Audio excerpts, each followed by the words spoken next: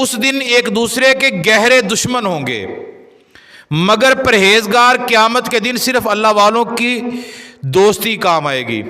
اس آیت سے یہ معلوم ہوتا ہے جو اللہ تبارک و تعالیٰ کے دوست ہوتے ہیں، جو اللہ تبارک و تعالیٰ کے قرب والے ہوتے ہیں، بس وہی بندے، ان کے ساتھ نسبت کی جائے، ان کے ساتھ الفت کی جائے، ان کے ساتھ ہی پیار کیا جائے تو انسان کامیاب ہوتا ہے۔ اللہ فرماتا ہے جو تمہارے دنیا کے دوست ہیں وہ قیامت کے دن تمہارے دشمن ہوں گے، جتنے گہرے دوست ہوں گے قیامت کے روز اتنے گہرے تمہارے دشمن ہوں گے، کیونکہ یہ دنیا داری کا معاملہ ہے۔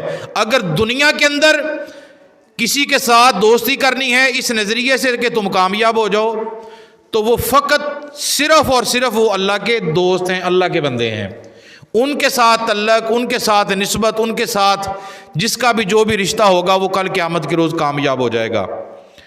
تو اللہ تبارک و تعالی نے اسی لیے اولیاء کرام سے دوستی رکھنی چاہیے اور ان سے محبت کرنی چاہیے۔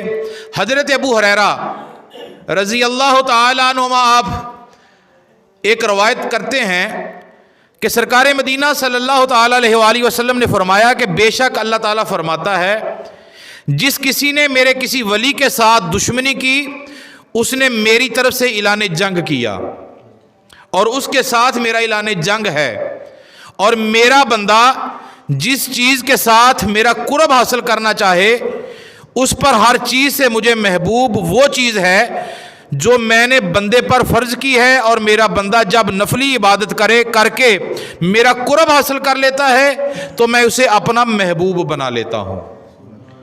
یعنی اب اس کے اندر اللہ تعالیٰ نے آگے جو اعلان فرمایا انسان کی کامیابی کے لیے وہ یہ ہے کہ انسان جتنا مرضی چاہے کہ وہ کامیاب ہو جائے، اس وقت تک اس کی کامیابی نہیں ہوتی جب تک اللہ کی فرض چیزوں پر وہ عمل نہیں کرتا۔ جو اللہ تعالیٰ نے انسان کو کہا ہے نا کہ یہ تیرے ذمے ہے، یہ کام تو نے کرنا ہے، اگر بندہ وہ کام نہیں کرتا تو اللہ کا وہ ولی کبھی نہیں بن سکتا۔ اللہ کا ولی ہوتا ہی وہ ہے جو اللہ کے احکام پر عمل کرتا ہے۔ اور یہ سمجھانے کے لیے میں بات کرنا ضروری سمجھوں گا کیونکہ حدیث مبارکہ ہے، نبی پاک نے فرمایا چور چوری کرے اس کے ہاتھ کاٹ دو، عالم دین جھوٹ بولے اس کی زبان کاٹ دو۔ ممبر رسول پر میں بیٹھا ہوں، یہ میرے ذمے ہے، میں نے ضرور کرنی ہے یہ بات۔ نبی پاک کی حدیث مبارکہ ہے، اور اس آیت سے یہ پتہ چل گیا اللہ کا دوست کون ہوتا ہے؟ جو اللہ کی فرض چیزوں پر عمل کرتا ہے، جس کا اللہ تعالیٰ نے حکم دیا ہوتا ہے اس پر عمل کرتا ہے تو وہ اللہ کا دوست ہوتا ہے۔ جو ان چیزوں سے دور ہو جاتا ہے، ان چیزوں پر عمل نہیں کرتا، وہ کبھی اللہ کا دوست نہیں ہو سکتا۔ وہ دوست نام اللہ کا لے سکتا ہے کہ میں اللہ کا بندہ ہوں، لیکن اللہ کا وہ بندہ نہیں ہوتا۔ اللہ کا وہ بندہ ہوتا ہے جس کا قرب لینے سے، جس کے ساتھ محبت کرنے سے خدا کی یاد آ جائے، اسے اللہ کا دوست کہتے ہیں۔ اگر زندگی کے اندر ایسے، یہ آپ احباب کی صلاح کے لیے بات کرنا چاہوں گا کہ اگر آپ کی زندگی کے اندر ایسا شیخ، ایسا اپنے آپ کا منوانے والا لوگوں میں کہ میں بہت بڑا اللہ کا دوست ہوں، میں ولی اللہ ہوں، تو میں فلاں فلاں ہوں، اگر اس کے اندر آپ نبی پاک کی شریعت کے خلاف بات دیکھ لو کہ یہ نبی پاک نے تو منع کیا اس بات پر، یہ بندہ یہ عمل کر رہا ہے، اگر آپ کی اس کے ساتھ نسبت ہے تو میرے اعلیٰ حضرت کا فرمان ہے ایسے بندے کے ساتھ تمہارا کوئی تعلق نہیں ہے۔ اگر کسی کے ساتھ تعلق ہے تو دین مصطفیٰ کی وجہ سے ہونا چاہیے، اسلام کی وجہ سے تعلق ہونا چاہیے۔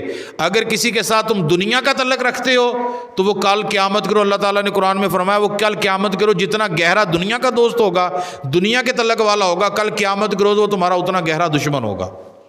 تو اس بات سے ہمیں یہ بھی پتہ چل گیا کہ جو اللہ تبارک و تعالیٰ کے قرب والے ہوتے ہیں، جو اللہ تبارک و تعالیٰ کے ساتھ محبت والے ہوتے ہیں، وہ کامیاب ہوتے ہیں۔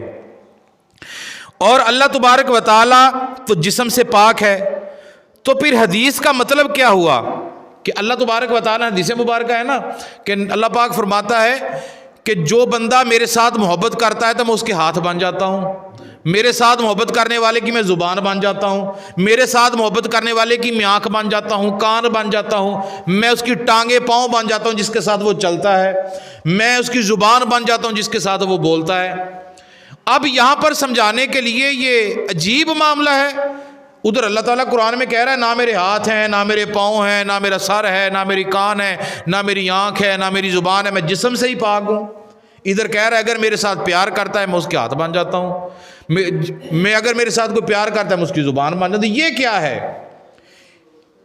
اس کی وجہ یہ ہے کہ اس کا مطلب یہ ہے حدیث مبارکہ کا کہ اللہ تبارک و تعالیٰ نے، اور امام فخر الدین رازی رحمۃ اللہ تعالیٰ علیہ فرماتے ہیں، اس کا مطلب یہ ہے کہ اللہ تعالیٰ کا نور اللہ کے ولی کو عطا ہو جاتا ہے.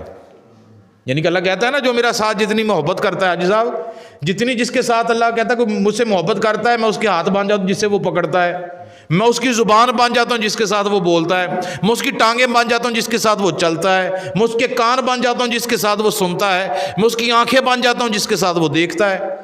امام فخر الدین رازی فرماتے ہیں یہ سارے کا سارا معاملہ اللہ ہاتھ سے بھی پاک ہے، اللہ پاؤں سے بھی پاک ہے، اللہ ٹانگوں سے بھی پاک ہے، کان، زبان، ناک، آنکھ، کان، سر سے پاک، سارے جسم سے پاک ہے.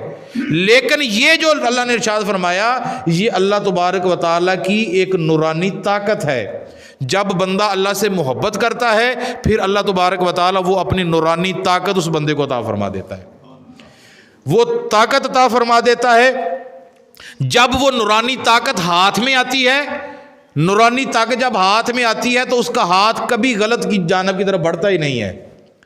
نورانی طاقت جب کان میں آتی ہے، وہ مثال کے طور پہ اس طرح سمجھ لیں کہ 141 کی مسجد میں بیٹھ کے لاہور کی باتیں سن سکتا ہے.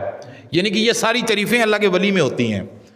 جو اللہ کا ولی ہوتا ہے، جب اللہ تعالیٰ اس کے ہاتھ بنتا ہے، اس کے پاؤں بنتا ہے، اس کے کان بنتا ہے، اس کی زبان بنتا ہے نا، تو جب اللہ تبارک و تعالیٰ اسے اپنی نورانی طاقت عطا فرماتا ہے، وہ دنیا کے کسی کونے میں بھی ہو، وہ دوسرے کونے میں رہنے والے اپنے ماننے والے کی بات کو سنتا ہے. جیسے حضور غوث اعظم سرکار کا فرمان مشہور ہے نا، آپ فرماتے ہیں میرے ماننے والا ہو، میرا مرید ہو، میں مشرق میں ہوں تو وہ مغرب میں ہو، یا میں مغرب میں ہوں تو وہ مشرق میں ہو، مجھے یاد کرے، میں اس کی آواز کو بھی سنتا ہوں، اس کی مدد کو بھی پہنچتا ہوں. یعنی نورانی طاقت سے یہ معلوم ہوتا ہے.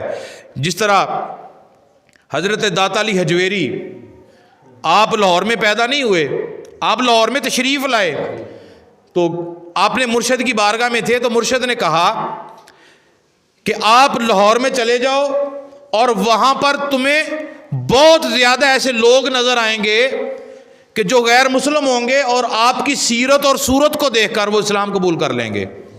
تو آج دیکھیں لاہور کے اندر داتا کا نام چل رہا ہے. تو یہی بیان ایک وقت پاکستان بننے کے سے پہلے کی بات ہے. تو ایک عالم دین ہے، میں نے تحریروں میں پڑھا، ایک عالم دین داتا علی حجویری کی بارگاہ میں حاضر ہوئے نا، درویش نے، ایک عالم دین نے وہ بات کی کہ داتا علی حجویری کا یہ مقام ہے کہ آپ کی سیرت اور صورت کو دیکھنے والے اسلام قبول کر جائیں گے. تو اس لاہور کے اندر آج بھی وہ کرامت آپ کی نظر آتی ہے. لاہور کے اندر کچھ لوگ تھے، اس کو علماء اکرام نے اپنے اپنے انداز میں بیان کیا. جو میں نے پڑھا ہے وہ یہ ہے کہ گجر برادری کے کچھ لوگ تھے، تو انہوں نے نا آپ کی کرامت پر اعتراض کیا. تو وقت یہ آیا کہ ان کے پاس جانوروں کا جتنا دودھ تھا، جانور مرنے لگے، دودھ کم ہونے لگا، دن بدن ان کو نقصان ہوتا گیا. اور پھر انہوں نے منت مانی داتا علی حجویری کی بارگاہ میں آ کر، حضور ہم نے آپ کا نام لے کر یہ گستاخی کہ ہمیں معاف کر دیا جائے. تو اللہ تعالیٰ کے اس ولی نے ایسی نظر عنایت عطا فرمائی کہ آج تک ان کا نام پوری دنیا میں چل رہا ہے. اور آج بھی لاہور میں جا کر دیکھ لو، جب داتا علی حجویری کا عرس آتا ہے نا، ہر بازار میں وہ گجر برادری کے لوگ جو ہیں، ان کے ساتھ جتنے بھی منسلک لوگ ہیں، وہ بڑی بڑی گاڑیاں، ٹینکیاں لے کر بڑے بڑے کڑاؤں کے اندر، ڈرمیوں کے اندر، بڑے بڑے ڈرموں کے اندر علیحدہ علیحدہ دودھوں کی سبیل لگاتے ہیں. یہ آج بھی داتا علی حجویری کی کرامت ہے. میرا بات کرنے کا مقصد یہ ہے کہ جو اللہ تبارک و تعالیٰ کے ولی کے ساتھ محبت کرتا ہے، اللہ کے ساتھ جس کی محبت ہو جاتی ہے، اللہ تعالیٰ اسے اپنا دوست بنا لیتا ہے. جیسے اللہ تعالیٰ نے یہ قرآن سے پوچھتے ہیں کہ یہ اللہ ولی اللہ کی جو کرامت ہوتی ہے، کیا یہ حق بھی ہوتی ہے کہ نہیں ہوتی؟ اللہ نے قرآن مجید کے اندر ارشاد فرمایا. قرآن کریم میں اللہ تعالیٰ نے حضرت سلیمان علیہ السلام کا بڑا معروف ایک واقعہ ہے، قرآن مجید کے اندر ہے کہ سلیمان علیہ السلام کا دربار لگا ہوا ہے، جنات بھی موجود ہیں، انسان بھی موجود ہیں، اور حضرت سلیمان علیہ السلام نے ادھر شہزادی بلقیس کو پیغام بھیجا کہ میرے پاس ہیں. وہ شہزادی بلقیس جو ہے، وہ ملکہ جو ہے، وہ حضرت سلیمان کے پاس دعوت پر آ رہی ہے. تو کسی نے بتایا جی وہ اپنے تخت کے علاوہ کسی اور پر بیٹھتی نہیں ہے، وہ تو بیٹھتی بس اپنے تخت پر ہے. تو سلیمان کے دربار کے اندر اپنی فوج، اپنے وزیر، گورنر سبھی موجود تھے، انسان موجود تھے، جنات موجود تھے. اسی طرح وہ ملکہ بلقیس جب اپنے ملک سے چلی، وہ بھی اپنے ملک سے چلی تو اپنے ساتھ فوج، وزیر، گورنر سبھی کو لے کر چلی. یمن سے بیت المقدس کی طرف روانہ ہو چکی ہے اور چند لمحوں کے بعد حضرت سلیمان کے دربار میں حاضر ہونے والی ہے۔ حضرت سلیمان درباریوں سے ارشاد فرماتے ہیں اگر یہ بات ہے کہ ملکہ بلقیس اپنے تخت کے علاوہ نہیں بیٹھتی کسی پر، تو پھر تم میں کسی میں اتنی یہ طاقت ہے، کسی میں یہ طاقت ہے کہ وہ ملکہ بلقیس کا تخت لے کر آئے؟ اللہ کا قرآن کہتا ہے، قرآن کی یہ بات ہے۔ اب قرآن سے کرامت ثابت ہوتی ہے ولی کی، نبی کی نہیں۔ نبی کا معجزہ ہوتا ہے اللہ تبارک و تعالیٰ کا کرشمہ ہوتا ہے۔ اور یہاں پر میں ایک اور بات بتاؤں، خدا کی طرف سے جو ہو جائے اسے کرشمہ کہا جاتا ہے، نبی کی طرف سے ہو جائے اسے معجزہ کہا جاتا ہے، ولی کی طرف سے جو کوئی ہو جائے اسے کرامت کہا جاتا ہے۔ اور یہاں پر ایک اور بات بھی ہے، یہ سمجھانے کے لیے میں آپ سے کرنا چاہتا ہوں، مجھے یہ بتائیں اگر یہ سارا معاملہ اللہ کے ساتھ ہو جائے، کرشمہ بن گیا، نبی کے ساتھ ہو جائے تو یہ معجزہ بن گیا، اور ولی کے ساتھ ہو جائے تو یہ کرامت ہوگی۔ اب ولی انسانوں میں ہی ہوتے ہیں نا صاحب، انسانوں میں ہوتے ہیں ولی اللہ۔ اگر ولی انسانوں میں ہے، نبی انسانوں میں، ان سے ہو گئی، اور انسان کون ہو؟ جو مسلمان مومن ہو۔ اگر ہم کہیں کہ کافروں میں ولی ہے، نہیں ہو سکتا۔ یہودیوں میں ولی ہے، نہیں ہو سکتا۔ ہاں اس وقت ولی تھے جب نبی موجود ہو اور نبی کے ساتھ کوئی ہے، جیسے حضرت سلیمان علیہ السلام نبی تھے اور ان کے ساتھ آصف بن برخیہ یہ ایک انسان تھے، حالانکہ انہوں نے لا الہ الا اللہ محمد رسول اللہ نہیں پڑھا تھا، انہوں نے اس نبی اس دور کے اندر کا کلمہ پڑھا ہوا تھا، اور اس نبی نے جب اپنی نبوت چھوڑ دی، دوسرا نبی آ گیا، پچھلے نبوت کا سارا نظام ختم ہو گیا۔ اگر ان کی آج بھی قوم چلتی ہے تو وہ کبھی بھی ایمان پر نہیں ہے، بے شک وہ اپنی کتابیں پڑھتے ہیں، انجیل والے اپنی انجیل پڑھتے رہیں، زبور والے زبور پڑھتے رہیں، توریت والے توریت پڑھتے رہیں، ان کو کوئی ثواب نہیں ملے گا۔ ان کو ثواب کس کا ملے گا؟ جو انہوں نے اپنی نبی کی بات پر حکم مانا، انہوں نے کہا میرے بعد ایک آ رہا ہے، میرے بعد آ رہا ہے۔ آخر پہ نبی پاک نے اعلان کر دیا، انا محمد رسول اللہ، میں اللہ کا رسول محمد ہوں۔ جب تک اس آخری نبی کو نہیں مانیں گے تو مومن نہیں ہوں گے۔ تو یہ میں سمجھانا جو چاہتا ہوں، مسئلہ میرا آگے نکل گیا۔ اللہ کا تو بن گیا کرشمہ، نبی کا بن گیا معجزہ، ولی کی بن گئی کرامت، اور مومن کی۔ اگر یہ بات کوئی ایسی بات اللہ تعالیٰ کسی بندے سے راضی ہو جائے، کسی عام بندے سے یہ بات ہو جائے، مسلمان بھی وہ نہیں ہے، اسے ہم کیا کہیں گے؟ کوئی بتا سکتا ہے؟ اس کی کرامت نہیں ہوتی، کرامت ہوتی ہے مومن کی، جس نے لا الہ الا اللہ محمد رسول اللہ پڑھا، اس دور کے اندر نبی پاک اعلان نبوت کے بعد۔ اور پہلے جو ولی تھے ان نبیوں کے ساتھ جن کی نسبت تھی ان کی بات میں نہیں کر رہا، میں آج کے دور کے اندر بات کر رہا ہوں۔ آج کے دور کے اندر اگر ایسی بات لوگوں سے ہو جائے اسے استدراج کہا جاتا ہے، یعنی کہ اللہ کی طرف سے یہ ہو گئی ہے، اس کی میں بندے کی تو کوئی طاقت نہیں ہے، اس میں بندے کا کوئی کام نہیں ہے، اللہ تعالیٰ نے ان کو سمجھانے کا یہ نشانی زار کر دی ہے۔ تو اگر ولی سے ہو جائے تو اسے کرامت کہا جائے گا، اللہ تعالیٰ نے اس کی برکت سے یہ کام کیا ہے۔ اور جو عام بندہ کہ اسے کیا کہا جاتا ہے؟ استدراج۔ یہ ایک عام سی بات ہے، ویسے ہی اللہ کی طرف سے اللہ تعالیٰ نے ان کے ذریعے اپنی نشانی کو ظاہر کر دیا، یہ کہا جاتا ہے۔ تو بات کرنے کا میرا مقصد یہ تھا کہ اللہ تبارک و تعالیٰ نے اللہ کے حکم سے آصف بن برخیہ وہاں پر موجود ہیں، جنات وہاں پر موجود ہیں۔ آصف بن برخیہ سلیمان علیہ السلام کی قوم کے ایک ولی ہیں، سلیمان علیہ السلام کے ساتھ محبت کرنے والے ہیں۔ تو آپ نے سلیمان نے اعلان کیا کوئی ہے کہ جو میرے دربار میں اس کو تخت کو حاضر کر دے؟ تو قرآن کریم فرقان حمید کہتا ہے کہ جنوں کے بادشاہ نے کہا، سورہ نمل ہے، آیت نمبر 39 ہے۔ اب یہاں پر کرامت ظاہر ہو رہی ہے اللہ کے ولی کی، جو کرامت کے منکر ہیں وہ سن لیں۔ قرآن کے اندر سورہ نمل کے اندر اللہ تعالیٰ اپنے ولی کی کرامت ظاہر کر رہا ہے، اور قرآن کے اندر کرامت کو لکھا جا رہا ہے۔ اگر کرامتیں کچھ نہ ہوتی تو اللہ قرآن میں کیوں لکھتا؟ اگر کرامتیں یہ نہ ہوتی یا انسان کا اپنی طرف سے خیال ہوتا تو اللہ قرآن میں کیوں شامل کرتا؟ اللہ نے لوگوں کو بتانا تھا جو میرے ولی ہوتے ہیں وہ میرے دوست ہوتے ہیں، اور جب وہ ہاتھ اٹھاتے ہیں میں خدا ان کے ہاتھوں کو خالی نہیں موڑتا۔ اور وہاں پر سورہ اللہ کا قرآن کہتا ہے جب سلیمان نے اعلان کیا کوئی ہے تم میں ایسا ہے جو ملکہ بلقیس سے آنے سے پہلے وہ تخت لے کر آ جائے؟ تو وہاں پر جنوں کی جماعت میں سے ایک جنات کا بہت بڑا سردار جن بولا، جس پر سارے جن ناز کرتے تھے، اللہ کا قرآن کہتا ہے کہ وہ ایسا جن تھا کہ جس پر سارے جن ناز کرتے تھے. آپ آ جائیں, اگر ناز کی بات ہے, لوگوں میں کوئی بندہ مشہور ہو جائے آج کے دور میں, یہ میں بڑے پرکٹھن دور کے اندر ایک بڑی میں وہ بات کر رہا ہوں جس پر کئی لوگ مجھ پر اعتراض بھی کر سکیں گے, کریں گے بھی, کیونکہ یہ بات میری ریکارڈ ہو رہی ہے اور انشاءاللہ جب میڈیا پر چلے گی تو کئی لوگ مانیں گے کہ نہیں مانیں گے. تو مجھے کسی کا کوئی ڈر نہیں ہے. جو اللہ کے قرآن نے کہا ہمارا بس اس پر ایمان ہے. آج کل کچھ لوگ ایسے بھی ہوتے ہیں, کسی سے کسی کو فیض مل جائے نا, کسی سے کسی کے بیٹا ہو جائے, بیمار کو شفا مل جائے, وہ لوگ تعریفیں کرنے شروع کر دیتے ہیں, بندہ بہت ہے جی, یہ ہے وہ ہے فلاں ہے. اگر شفا کی بات کرنی ہے نا تو شفا تو ہندوؤں کے پاس سے بھی آتی ہے. اگر شفا کی بات کرنی ہے تو گرجوں گھروں سے بھی ملتی ہے لوگوں کو شفا. شفا کی بات کرنی ہے تو عیسائی بھی شفا دیتے ہیں, لیکن یہ اللہ کی طرف سے ہوتا ہے. جب ایمان کی بات آئے گی, ولی اللہ کی بات آئے گی, ولی وہ ہوگا جو اللہ کے فرض چیزوں پر عمل کرے گا, جو فرض کو چھوڑے گا نہیں, فرض پر عمل کرے گا. جو فرض کو نہیں چھوڑنے والا وہ کبھی بھی نبی پاک کی امت کا ولی نہیں ہو سکتا. یہاں پر تو نبی پاک حدیث مبارکہ بخاری کے اندر ہے, فرمایا کہ وہ میری امت کا کبھی ولی نہیں ہو سکتا جو میری ایک بھی سنت کا تارک ہے. سنتیں تو بہت بڑی ہیں نا, ہم تو آج کل فرض ادا نہیں کرتے, لوگ فرضوں سے بھی دور ہیں, سنتے تو کی تو بہت بہت بڑی بات ہے. تو بات میں یہ کہہ رہا تھا, ناز کی کوئی بات نہیں ہوتی. لوگوں میں شہرہ ہو جائے نا, شہرت ہو جائے, بندہ بہت ہے جی, لوگ ماننے والے بہت ہیں, بڑی دور تک نام چلتا ہے, تو اس میں کوئی بات نہیں ہوتی. یہ شیطان کا بھی تھا. شیطان بھی تو فرشتوں کا استاد تھا نا, ایسے ہی ہے نا, چپے چپے پہ سجدہ کیا اس نے.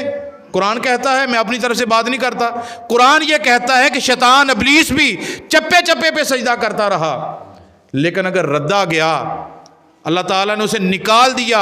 قرآن کے اندر باقاعدہ یہ لفظ موجود ہے, فخرج, نکل جا, تیری یہاں پر ضرورت نہیں ہے. فخرج, اللہ قرآن میں کہہ رہا ہے کہ تیری یہاں پر ضرورت نہیں, نکل جا. کیوں؟ اس لیے نکالا گیا, اس نے اللہ کی بات کو نہیں مانا. تو جو اللہ کی بات نہیں مانتا وہ فرشتوں کا سردار ہی کیوں نہیں ہے, انسانوں میں بڑا نام کمانے والا ہی کیوں نہیں ہے, وہ کبھی بھی اللہ تبارک و تعالی اور نبی پاک کی امت کا ولی نہیں ہو سکتا, اللہ کا دوست نہیں ہو سکتا. تو جنوں کو اس جن سردار جن پر بہت ناز تھا, جن کہتے تھے یہ ہمارا استاد ہے, ہمارا بہت بڑا جن ہے, بڑا طاقتور جن ہے, بڑا پاورفل جن ہے, یہ ملکہ بلقیس کا تخت لے آئے گا. بڑا ناز تھا نا ان کو. لیکن وہاں پر ہوا کیا, جب سلیمان نے پوچھا نا بتاؤ کیسے لاؤ گے, اس نے کہا جی حضور آپ کا دربار ختم ہونے سے پہلے میں لے آؤں گا. آپ نے فرمایا نہیں, اس سے بھی جلدی چاہیے. بڑے بڑے لوگوں نے دعوے کیے, وہاں پر جادوگر, نجومی شجومی, واقعی بڑے لوگ بیٹھے تھے. لیکن سمجھانے کے لیے یہ میں اولیاء کی کرامت میں آپ کو بتانا قرآن سے چاہتا ہوں. وہاں پر ہر بندے نے اپنا اپنا بتایا, اور سلیمان نے کسی کی بات نہ مانی, کسی کو نہ مانا. فرمایا مجھے اس سے بھی جلدی چاہیے. تو وہاں پر ایک بندہ تھا, ایک انسان تھا, اللہ کا دوست تھا, نام اس کا تھا آصب بن برخیہ. کیا نام تھا؟ آصب بن برخیہ نام تھا. انسان ہے, اس کے پاس پتہ طاقت کون سی تھی؟ وہ نبی بھی نہیں ہے, وہ جن بھی نہیں ہے. اس کے پاس طاقت تھی کہ اس وقت کی جو آسمانی کتاب تھی اس کا تھوڑا سا علم, قرآن کہتا ہے بہت بڑا وہ عالم دین نہیں تھا, یا قرآن کا سارا علم اس کے پاس نہیں تھا. ایک قرآن اس وقت کی کتاب کا, جو بھی اس وقت کی کتاب تھی اس کے پاس تھوڑا سا علم تھا. اس علم کے ذریعے اس نے پتہ کیا کہا, اس نے کہا میں لے آؤں گا جی. تو سلیمان علیہ السلام نے فرمایا پتہ ہے وہ کدھر ہے؟ تو جو میں نے حدیث مبارکہ پہلے پڑھی تھی نا, اسی حدیث کا مفہوم میں پڑھ رہا ہوں. تو حضرت سلیمان نے کہا پتہ ہے وہ کدھر ہے؟ تو اللہ تعالیٰ نے اپنے نور کی طاقت اسے عطا فرما دی. یہ آپ نے سنا ہے نا, جو اللہ کا دوست ہوتا ہے اللہ فرماتا ہے میں اس کے ہاتھ باندھ جاتا ہوں, اس کی زبان باندھ جاتا ہوں, اس کے پاؤں باندھ جاتا ہوں, اس کے میں ٹانگیں باندھ جاتا ہوں, کان, آنکھ, ناک سب میں باندھ جاتا ہوں, جس سے وہ کام یہ کرتا ہے. تو اسے مراد یہ ہے کہ اللہ تعالیٰ اپنی نور کی طاقت اس بندے کو عطا فرما دیتا ہے. تو اللہ تعالیٰ نے آصب بن برخیہ کو اپنے نور کی طاقت عطا کر دی. تو آصب بن برخیہ نے سلیمان کی مجلس میں بیٹھے بیٹھے, ان کی کچہری میں بیٹھے بیٹھے اپنی نظر سے دیکھ لیا کہ ملکہ بلقیس کا تخت کہاں پر ہے.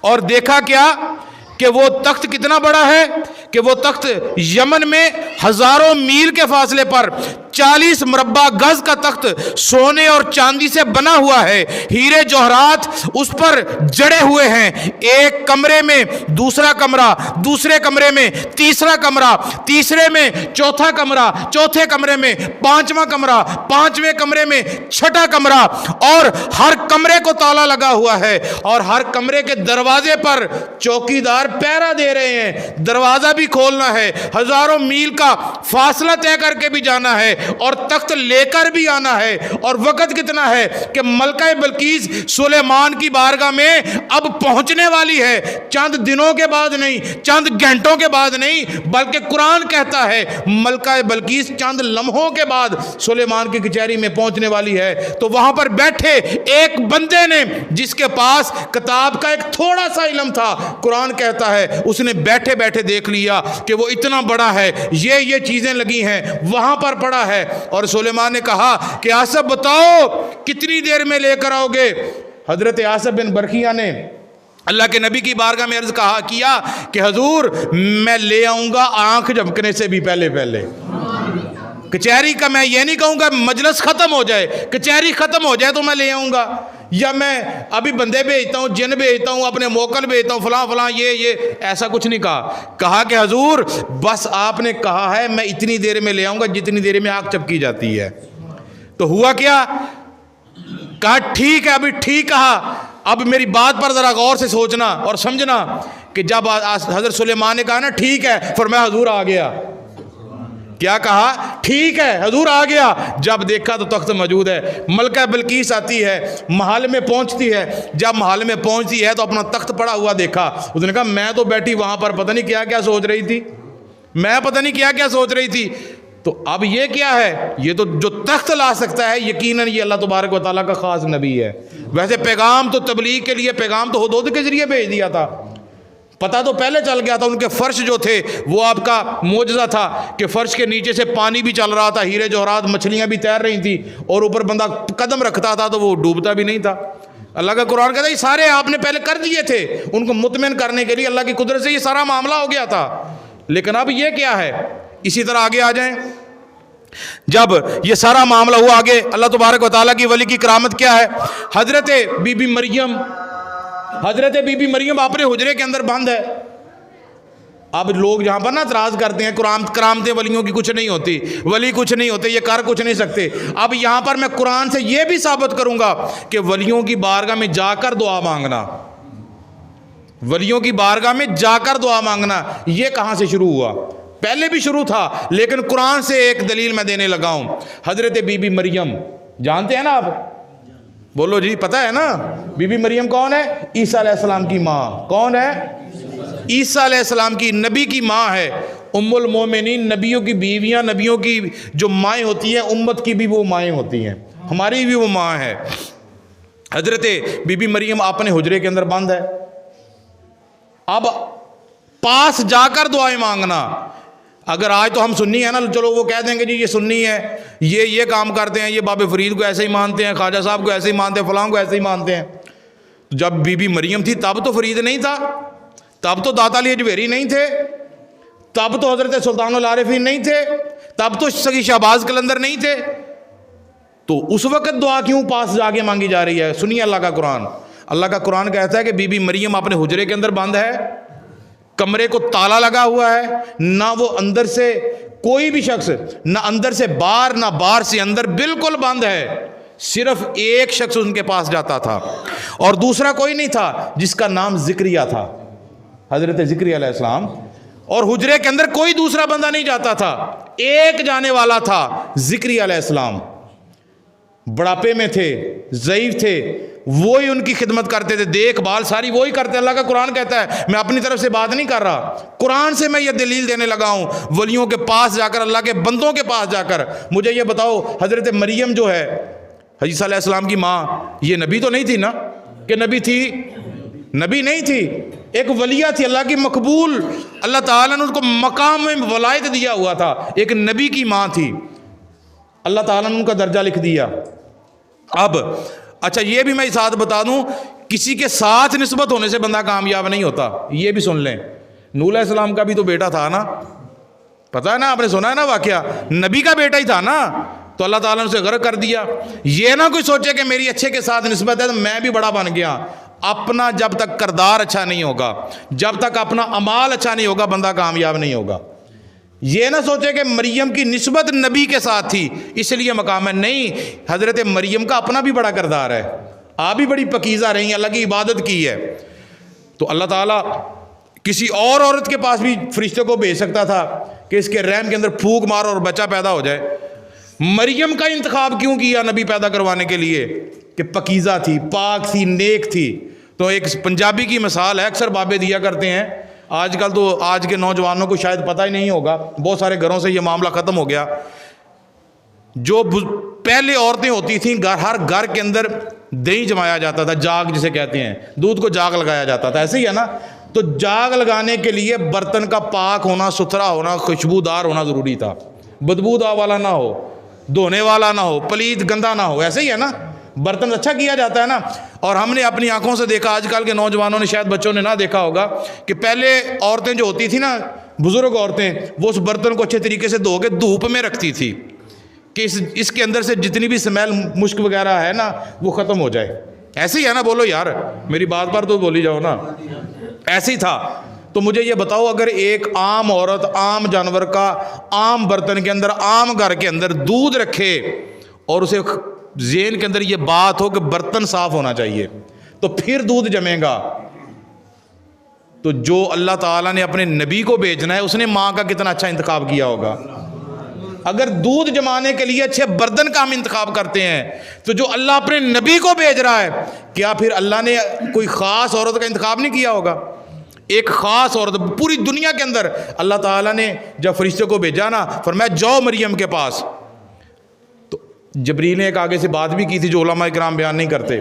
جبریل نے یہ بھی کہا تھا کہ یا اللہ مریم کے پاس ہی کیوں نہیں، لوگ کہیں گے اس کی شادی نہیں، بچہ کیسے پیدا ہو گیا، یا اللہ تیرے نبی کی عزت پر داغ لگے گا، تیرے نبی کی ماں کی عزت پر داغ لگے گا، لوگ کیا کہیں گے؟ فرمایا جبریل جو میں خدا جانتا ہوں وہ تو نہیں جانتا، میرے رازوں کو تو نہیں جانتا، یا اللہ کیا ہے؟ فرمایا جانا تیرا کام ہے، آگے اپنی خدائی کو ظاہر کرنا میں خدا کا کام ہے۔ بی بی مریم حجرے کے اندر بند ہے، اندر سے باہر جانے والا کوئی نہیں، باہر سے اندر آنے والا کوئی نہیں، ایک بندہ ہے، وہ بھی اللہ کا پیغمبر زکریا علیہ السلام ہے۔ وہ آتے ہیں پاس، روز آتے ہیں، صبح بھی آتے ہیں، دوپہر بھی آتے ہیں، پھر دن بڑھتے گئے، 2 دن کے بعد 3 دن کے بعد، اللہ کا قرآن کہتا ہے یہاں تک وہ 8 دن کے بعد آئے مریم کے پاس، 8 دن کے بعد آئے، اور آگے پتہ کیا دیکھا؟ حیران ہو گئے کہ باہر سے اندر آنے والا کوئی نہیں ہے، اندر سے باہر جانے والا کوئی نہیں ہے، کمرہ بند ہے، اور ان کے پاس پکے پکائے 7 رنگ کے کھانے، بے موسم پھل، گرمیوں والے پھل سردیوں میں، سردیوں والے پھل گرمیوں میں، یہ کیا ہے؟ دل کے اندر خیال آیا، بڑے حیران ہوئے، پھر روزانہ آنا شروع کر دیا زیارت کے لیے، اور آتے ہی نہیں تھے۔ صوفیہ اکرام فرماتے ہیں یہ مولویوں کی بات نہیں ہے، حضرت خواجہ غریب نواز آپ اس بات کو فرماتے ہیں صرف آتے ہی نہیں تھے بلکہ وہاں سے اٹھاتے بھی تھے اور کھاتے بھی تھے، اور یہاں سے یہ بھی ثابت ہو گیا اللہ کے ولیوں کے پاس جا کر تبرک کھانا یہ زکریا علیہ السلام کی بھی سنت ہے۔ آتے بھی تھے، تبرک کھاتے بھی تھے، اور پھر ان کی زیارت کرتے تھے، چلے جاتے تھے۔ وقت گزرا، ایک دن حضرت زکریا علیہ السلام، آپ کی اولاد نہیں تھی، بڑھاپے میں جا چکے تھے، اولاد نہیں تھی، بیوی بانجھ ہو چکی تھی، بانجھ سے مراد کہ اولاد کے قابل نہیں ہے، ختم ہو گیا سارا معاملہ اولاد والا، بیوی بانجھ ہو چکی ہے، آپ بھی اولاد کے قابل نہیں رہے، دل کے اندر خیال پیدا ہوا، دل کے اندر آرزو اولاد پیدا ہوئی، اولاد کی تمنا پیدا ہوئی، تو پتہ کیا کرتے ہیں؟ یہاں سے کرامت دیکھیں اللہ کے ولی کی، ولی کے پاس جا کر، اللہ کے بندے کے پاس جا کر دعا کرنا قرآن سے ثابت ہے۔ کیسے؟ زکریا علیہ السلام مریم کے پاس آئے اور آ کے پوچھا اے مریم مجھے یہ بتا، یہ تیرے پاس جو پکے پکائے کھانے ہیں، یہ منو سلوا تیرے پاس جو ہے، بے موسم پھل تیرے پاس آتے ہیں، یہ کہاں سے آتے ہیں؟ فرمایا میرا رب مجھے دیتا ہے، کوئی بندہ دینے والا نہیں ہے، میرے پاس یہ سب کچھ جو بھی ہے میرا رب مجھے دیتا ہے، اللہ کی طرف سے مجھے یہ تحفہ ملتا ہے۔ تو حضرت زکریا علیہ السلام کے دل کے اندر جب اولاد کی تمنا پیدا ہوئی نا، تو زکریا علیہ السلام نے، یہ قرآن کے اندر سورۃ آل عمران کے اندر آیت موجود ہے جس کا میں ترجمہ سمجھانے کے لیے آپ کو کرنا چاہتا ہوں، یہ آج کا میں نے شروع میں بتا دیا، آج کا میرا جتنا موضوع تھا سارے کا سارا قرآن اور حدیث کے اندر سے تھا، کسی عام بندے کی کوئی بات نہیں ہے اس میں۔ اب آگے اللہ کا قرآن ہے۔ زکریا علیہ السلام کو اولاد کی تمنا ہوئی، آرزو پیدا کہ میرا بیٹا بھی ہوتا نا، میری اولاد بھی ہوتی تو میں بھی یہ کرتا، میں کبھی اس کے لیے یہ لے کے جاتا، کبھی یہ لے کے جاتا۔ تو پتہ کیا دعا کی، اے اللہ تو بڑا بے نیاز ہے، سبحان اللہ۔ اب اللہ کی بات سن کے نا عاجزی کی بات ہے، اور میں نہیں کہوں گا کہ بلند آواز سے، دل میں ضرور کہیں اللہ تعالیٰ سنتا ہے۔ جب آپ کہو گے نا سبحان اللہ، اس کا مطلب پتہ کیا ہے؟ اللہ پاک ہے۔ جب آپ کہو گے نا اللہ تو پاک ہے، تو اللہ کو بھی کبھی ترس آ جائے گا نا کہ میرے بندے تو روزانہ مجھے یاد کرتا ہے، روزانہ کہتا ہے سبحان اللہ سبحان اللہ سبحان اللہ۔ ہاں میرے بندے بول، آج تجھے میرے لیے تو روزانہ مجھے پکارتا ہے، کیا کام ہے جو میں تیرا کام پورا کر دوں؟ تو جب انسان کی زبان سے وہ بات آ جائے گی تو اللہ تعالیٰ وہ بھی مشکلیں آسان فرما دے گا۔ وہ سنا ہے نا آپ نے حدیث مبارکہ، ایک بندہ تھا خانہ کعبے کا طواف کر رہا تھا، اللہ تعالیٰ کا نام لے رہا تھا، تو لیتے لیتے نام بھول گیا، اپنے بھگوان کا نام لیتا تھا، لیتے لیتے اللہ کا نام لے لیا۔ تو اللہ تعالیٰ نے فرمایا جبریل جی رب جلیل فرمایا کہ وہ بندے نے میرا نام لیا، یا اللہ ایک مرتبہ ہی تو لیا ہے، پہلے تو بھگوان کا نام لیتا تھا۔ فرمایا اس نے ایک مرتبہ مجھے پکارا ہے، میں نہیں چاہتا کہ اس کا دل ٹوٹ جائے، اگر وہ مانگتا ہے اسے عطا فرما دے۔ ہم جب بھی مانگے ہمارا رب کبھی بھی ہم پر مہربان ہو سکتا ہے، یہ ہماری آرزو تمنا ہونی چاہیے۔ تو پتہ کیا حضرت زکریا علیہ السلام نے حضرت مریم کی زیارت کی، من و سلوہ کو دیکھا، ہاتھ اٹھا لیے۔ کن کے پاس بیٹھ کے؟ حضرت مریم نبی کی ماں، حضرت عیسیٰ علیہ السلام کی ماں حضرت مریم کے پاس زیارت کی، ان کے پاس بیٹھے، ہاتھوں کو اٹھایا۔ آپ کہتے ہیں ہاتھ اٹھا کے دعا نہ مانگو، لوگ کہتے ہیں نا، سنے ہوں گے آپ نے بھی، ہاتھ اٹھا کے جی دعا نہ مانگو۔ اور زکریا علیہ السلام مانگ رہے ہیں، ہم اپنی طرف سے مانگ رہے ہیں، ہم تو نبیوں کی سنت ادا کر رہے ہیں۔ تم کیا کہتے ہو یہ نہ کرو وہ نہ کرو؟ ہم نبیوں کی سنت ادا کر رہے ہیں۔ کیوں؟ جس کام کو اللہ کا نبی کرے وہ عام بندے کی طرف سے نہیں ہوتا، اللہ کے حکم سے ہوتا ہے۔ اور کوئی نبی ایسا نہیں ہے، یہ بھی میں آپ کو بتا دوں، کوئی نبی ایسا نہیں ہے جس کا آپ نے کوئی خطاب سنا ہو، جس کے آپ نے کوئی جملے لفظ سنے ہو کہ کسی نبی نے یہ کہا ہو میں یہ کام کرتا ہوں، میں یہ کام کرتا ہوں۔ نہیں، فرمایا جب بھی میں بولتا ہوں اپنے حکم سے اپنے رب کے حکم سے بولتا ہوں، اپنی طرف سے میں کچھ نہیں کہتا، میں جو بھی کہتا ہوں اللہ کے حکم سے۔ زکریا علیہ السلام نے حضرت مریم کی بارگاہ میں بیٹھے ہاتھوں کو اٹھا لیا، اے اللہ تو بڑا غفور الرحیم ہے، اے اللہ تو بڑا رحیم ہے، اے اللہ تو بڑا کریم ہے، جو مریم کو گرمیوں والے پھل سردیوں میں دیتا ہے، بے موسم پھل دے سکتا ہے، بغیر دروازہ کھلے جسے رزق دے سکتا ہے۔ اے اللہ تیری ذات بہت بڑی ہے، کیا تو مجھے اولاد نہیں دے سکتا؟ مجھے بھی اولاد عطا فرما دے۔ اللہ تبارک و تعالیٰ نے کہا زکریا میں نے تیری اولاد سنی تو اللہ تعالیٰ نے آپ کو بیٹا عطا فرما دیا، اور بیٹا بھی نبی عطا فرمایا، عام بیٹا بھی نہیں ہے۔ دعا کی۔ اسی طرح آگے آ جائیں، آگے اللہ کے قرآن، آخری بات کر کے آگے آ جائیں اس کے، اللہ کا قرآن کہتا ہے اللہ کے جو ولی ہوتے ہیں، اللہ کے ولیوں کے ساتھ جس کی نسبت ہوتی ہے وہ بندہ کامیاب ہو جاتا ہے۔ کیسے؟ 7 جانور ایسے ہیں، کسی اور نے زیادہ بھی کہیں گے، مجھے نہیں پتا، میں نے جو پڑھے ہیں وہ 7 جانور ایسے ہیں کہ جو بغیر حساب کے جنت میں جائیں گے۔ اب کوئی ایمان کا ٹھیکیدار، دین کا ٹھیکیدار جو بنے پھرتے ہیں آج کل لوگ، آپ نے دیکھے ہوں گے، وہ کہتے ہیں جی یہ کام جو نہیں کرتا وہ کبھی جنت میں نہیں جا سکتا۔ مجھے بتاؤ، لوگ یہ اعلان کرتے ہیں نا نماز پڑھے گا، حج روزہ زکوٰۃ ادا کرے گا، غریبوں کے ساتھ تعاون کرے گا، ایماندار ہوگا، تب بندہ جنت میں جائے گا، سنے ہیں نا؟ تو جو 7 جانور وہ نماز بھی نہیں پڑھتے، حج بھی نہیں کرتے، زکوٰۃ ادا بھی نہیں کرتے، اگر وہ جنت میں جا سکتے ہیں تو کیا نسبت والا جنت میں نہیں جا سکتا؟ اچھا میں یہ بھی بتاؤں، نسبت کاری وہ سکتا ہے کسی کے ساتھ جو خود ایماندار ہو، بے ایمان نسبت کیا کرے گا؟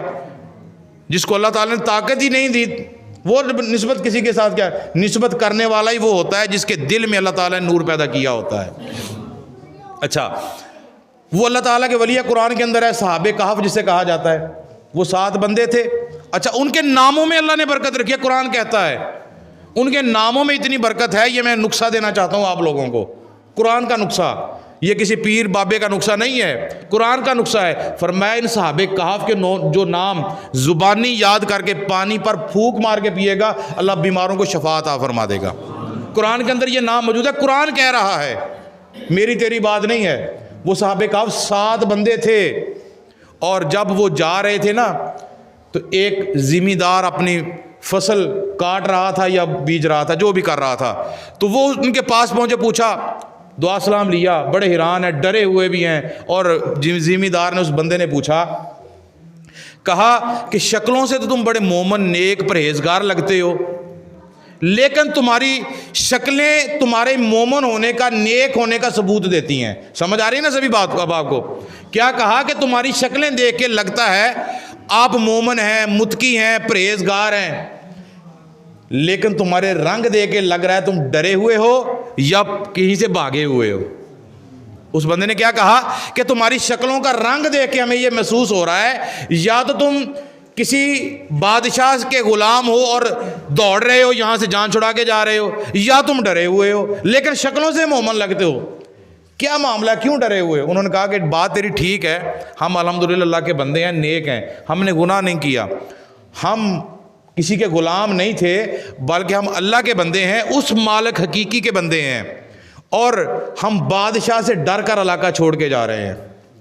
اب پاس بیٹھا، بات بڑی طویل ہے، صحابہ کہف کا واقعہ اگر پڑھا جائے نا قرآن کے اندر بڑی تفصیل کے ساتھ لکھا ہے، لیکن سمجھانے کے لیے میں یہ بتانا چاہتا ہوں کرامت اولیاء کے ساتھ نسبت جس کا ہو جائے، جس کی نسبت ہو جاتی ہے وہ کامیاب کیسے ہوتا۔ اور وہ گئے، جب جا رہے تھے تو پاس اس زمیندار کا کتا بیٹھا تھا۔ کتے نے کہا کہ ہم بھی آپ کے ساتھ جائیں گے۔ اس بندے نے بھی ساتھ جانے کا کہا نا، تو وہ بھی چلے گا، ساتھ کتا بھی چل پڑا۔ تو اب جب تھوڑا سا آگے گئے نا، ان بزرگوں نے، ان بندوں نے دیکھا جن کا نام یملیخا تھا، صحابہ کہف میں ایک نام تھا ایک بندے کا یملیخا۔ جب اس نے یہ دیکھا نا سارا معاملہ، اس نے کہا کہ ہم تو پھنس جائیں گے، کتا ہمارے ساتھ آ رہا ہے۔ جب یہ بادشاہ کے نوکر سپاہی ہمیں پکڑنے کے لیے آئیں گے تو یہ کتا جب کسی کو دیکھے گا تو بھونکے گا، جب یہ بھونکے گا، اس کی آواز سنیں گی وہ سپاہی ہمیں آگے پکڑ لیں گے، ہم پھنس گئے، ہم اس کو ساتھ نہیں لے کے جائیں گے۔ مالک نے مارا کتے کو، واپس چلا جا۔ وہ کتا مار تو کھائی جا رہا لیکن واپس نہیں جا رہا، پھر مارا واپس نہیں گیا، پھر مارا واپس نہیں گیا۔ یملیخا نے کہا، اس بندے نے، صحابہ کہف میں سے ایک بندے نے کہا، اس نے کہا کہ ہم کتے کو ساتھ نہیں جائیں گے، بیٹھ جاؤ، اس کو کسی کے ساتھ باندھ دو۔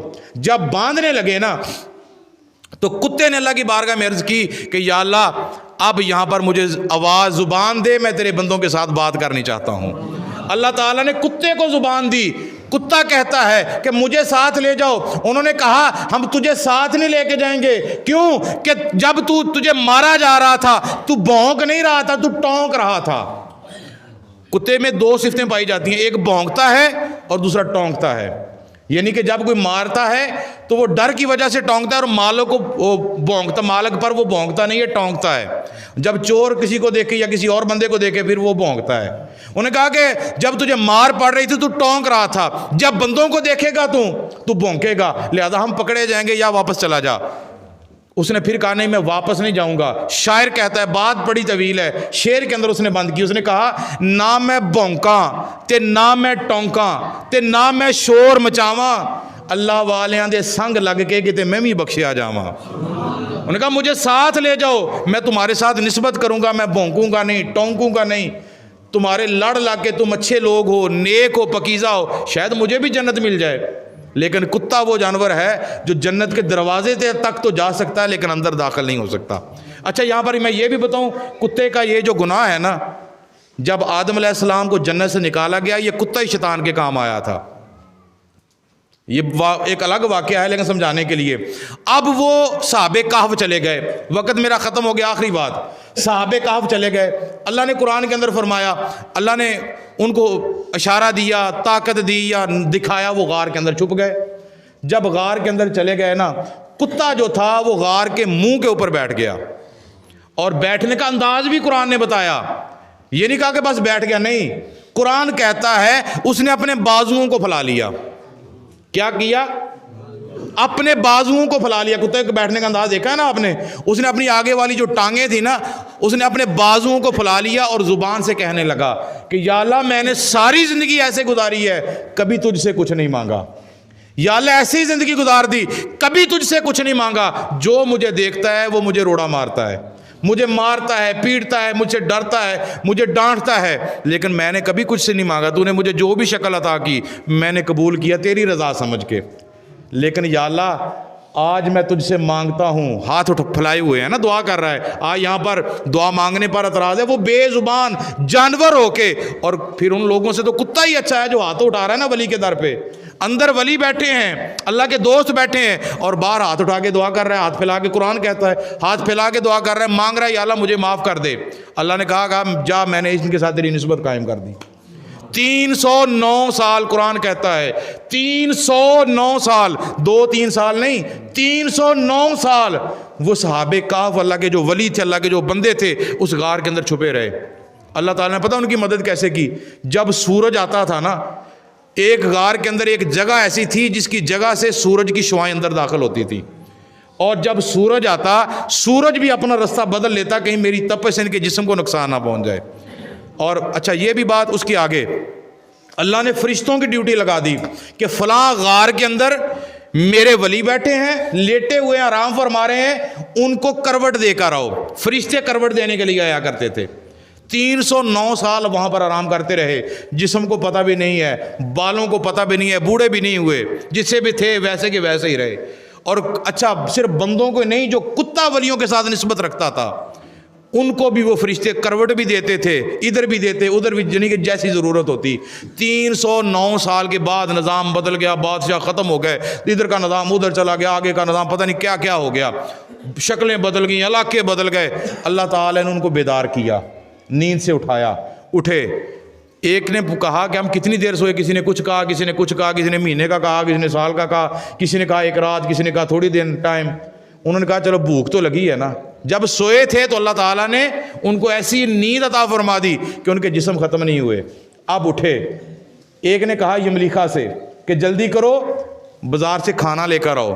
اب گئے، جب باہر نکلے غار سے دیکھا علاقے پر حرام بدل گیا، بازار بدل گئے، سارا نظام بدلا ہوا ہے.